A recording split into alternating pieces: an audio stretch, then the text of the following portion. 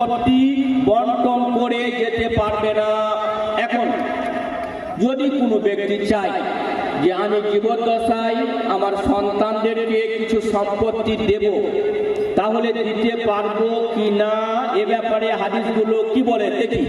সহিহ বুখারী হাদিস নাম্বার 2585, 2586 এবং 2587 পরপর তিনটে হাদিস ইমাম বুখারী রাহিমাহুল্লাহ উল্লেখ করেছেন। এখানে তিনি বাব নির্ধারণ করেছেন আল হিবা আলাল আওলাদ, সন্তানদের মাঝে সম্পত্তি উপহার দেওয়া। তাহলে জীবদ্দশায় যদি কোনো গার্জেন সম্পত্তি সন্তানদেরকে দিতে চান, সেটা হবে কেবলমাত্র উপহার স্বরূপ।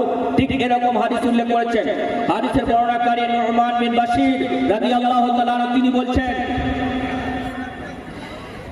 ইন্না